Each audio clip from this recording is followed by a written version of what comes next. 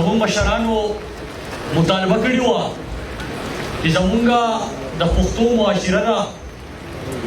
زمونږ چې کوم زنانه شناختی کارت خپل تیاری د عمرې دپاره،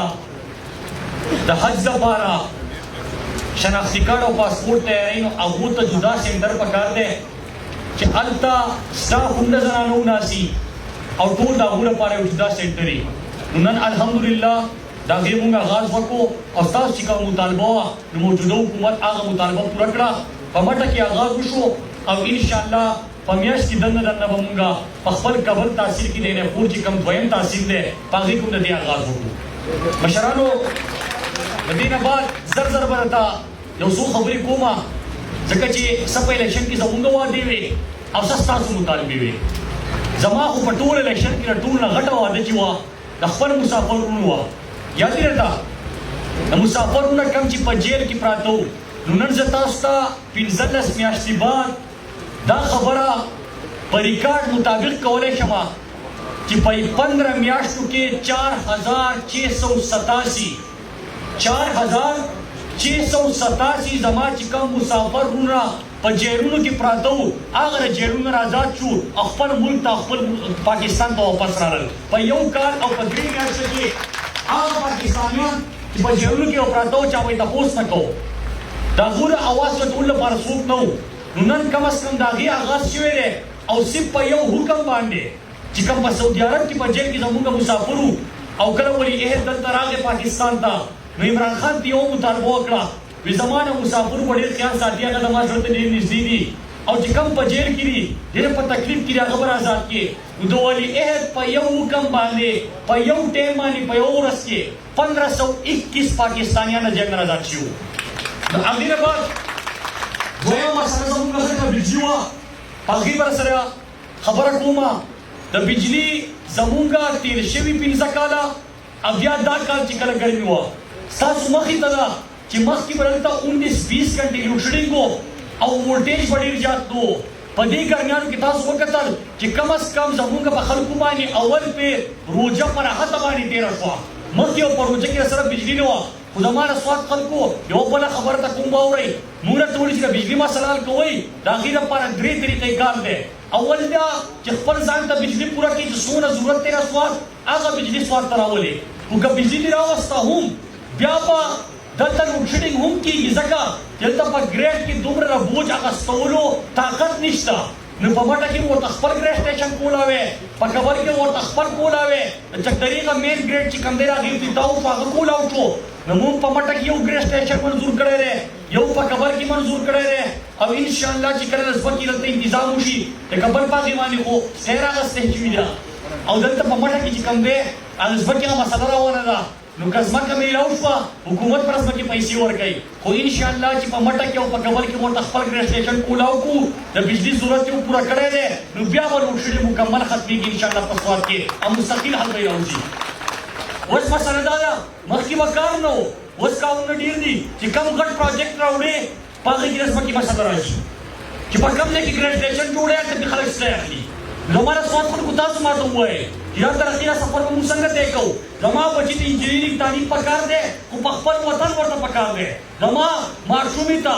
سبق پکار دی، تعلیم پکار دی، خپله زنانه یونیورسټي ورته پکار ده او په خپل کور ورته پکار ده. زما خلکو ته ټیکنیکل ایجوکیشن پکار دی خو په خپل وطن باندې پکار دی، ځکه چې روزګار ته ځي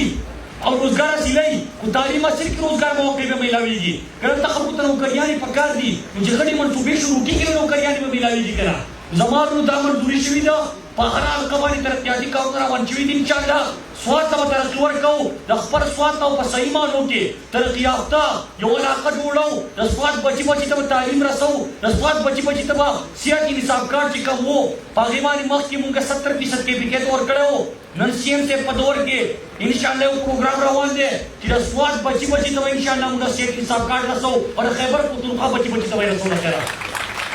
زما ورونو د هغې نه بعد یو بله غټه منصوبه چې تاسو ته کومه منظوره شوې ده سوات ایکسپریس وی موټروی مو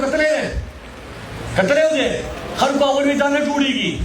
هغه مو اولنی پروجیکټ و چې وفاقي حکومت موټروی جوړوي خو ولې صوبایي پروجیکټ په تیر شوي دور کې موږ شروع کړو نن حقیقت دی دلته خو هغه خلک هم راغلي دي انواز شریف په ګراسي ګراؤنډ کې مخکې تقریر کوو او بل کس سره ولاړو اشنګلي والا اته وی موټر وے ادھر سے جائے گا ادھر سے جائے گا پتہ نہیں کدھر جائے گا چاته کار یې نه کړای زما خلکو د سواد خلکو مونږه سواد موټر وے چې دا ایکسټنشن منځوري کړی دا صوبایي حکومت او زما چې کوم محکمه ده پاګې په شریک باندې به ان شاء الله موږ دا پروجیکټ کوو موږ ته په خپل وفاقي بجټ کې 20 ارب روپۍ کې خودري د ځمکې لوکیشن لپاره ان شاء الله په کار کې موږ پاګې باندې کار شروع کوو سواد موټر وے ور چکدري نه بیا شروع کوو او چکدري نه با ډیرې پر بحرین باندې نه پورې هغه ځای پوری به رسو د سین په غاړه باندې بنا موټر وے دي ارزه کې په انټرچینج تر خپل پر کوټګری ته په پاس نه ځي او دا دې سره سره د سواد سیاحت او په دې باندې فروغ ملاويږي چې سواد سیاحت ته فروغ ملاو شو خلکو ته روزګار ملاويږي زموږ وسه یو با درې خبرې په ملک کې سروان دي پاګې باندې کومه دتر ټولې پارټیانې یو ځای یو شروع کړی دی وجه سره زما د قوم لپاره څوک ولاړ دی نه زرداري په جیل کې په نواز شریف کیسونه اب یو سیاحتي خراب دی وایي بهر ته به ذکر نه بچ کېږي 35 سال ته حکومت پکې په ملک باندې او وایي کړه نه بچ کېږي ازمونه تاسو کې حکومت نه وایي تاسو وایي چې دیوا د پیر د ورځې پوری ژوندې کنه دې خبر شوی کنه زمونږ ته پوس کړی تاسو وایي چې د پیر پوری ژوندې کنه ژوندې موږ څه پته روم تخبر پته نشته ژوند امر خدای الله په لاس کې دی زمانو انتا عبدالرحمن اکرم دورانی په هغه باندې خپل کیس نه عبدالرحمن یو وخت په دې شروع کې راغلی وایي د اسلام بچ کومه د اسلام لپاره راغلی کنه زمانو یو تاسو وکړي ما خبره کړې ان پټریسن سره ملاقات کړو ان پټریسن په ستله وایي مال خدمت مو کړه وزمن نو شریف او زرداری نه خدمت کومه د اسلام خبره کوي د اسلامي لپاره ته شوی دی صوبایي حکومت کې پی کې یاد ساتئ دلته قرآن مجید ترجمه سره ناظری سره په خیبر پختونخوا په سکولونو کې چا لازم کو عمران خان حکومت لازم کو په ناموس رسالت باندې اول پیر مضمون شامل کړی شو زمارلو داغه لپاره په عبدالرحمن وایي چې اسلام لپاره په ناموس رسالت باندې اول پیر مضمون د خیبر پختونخوا حکومت په سلیبس کې شامل کړی تاسو پته نه اول پیر مونږه لازم کړی دی سودی کاروبار حرام ډیکلیئر کول او د هغې لپاره هیلپ لاین قایم کول دا د جو په حکومت کې نه و شوی دا د عمران خان په حکومت کې په خیبر پختونخوا کې شوی دی زموږ جوماتونو کې چې کوم امامان حضرات دي د هغې لپاره موږ قانون پاس کړی و چې د دوی لپاره وظیفه مقرر کړي خبر یې دي که نه و سی ایم صاحب د هغې لپاره پروګرام شروع کړی دی چې څونه زموږ امامان دي د هغو لپاره ماهانه وظیفه خیبر پختونخوا منظوري کړې وه او اوس پر هغې آغاز کړو د خیره خپل امامانو ته به انشاءالله ماښوال وظیفه ورکوو څنګه چې استاد ته په سکول کې ورکړی کېږي هغه امامانو ته به ورکوو زمانو د هغې نه روا د هغې نه روا اسلامي قوانین خبره کوي دلته تاسو وکتل چې په سرکاري دفترونو کې او په سکولونو کې اجتماعي منظور وکړی شو او هغه لازم کړی شو چې کله د مانځه ټایم شي او په سکول کې یا په ډیوټۍ کې نو په شریکه باندې به هلته به اجتماع کېږي هلته په شریکه باندې مونځ کېږي هغه خیبر پختونخوا حکومت کې د عمران خان په دور کې شروع شو زه یو بله خبره کوم دا خلک وایي عمران خان شلټر هومې جوړې کړي دي شلټر هوم نه خبرې که نه په پېښور اسلام آباد لاهور کراچۍ کوټه کې شلټر هومې جوړ کړی دی وایي شلټر هوم څه شی دی زما د شور نه بره د ګوالېرۍ نه یو کس روان چې پېښور ته لاړ شي هلته ورسره مریض دی یا یې څه کار راغلی دی شپه پې راله ته ما ته ووایي چا سره دومره پیسې چاته په هوټلو کې کمرې اخلي داسې نه که نه ده څوک په سړکونو باندې هلته پراته یې ریډیو والا مزدورۍ دی چې کم کس تلی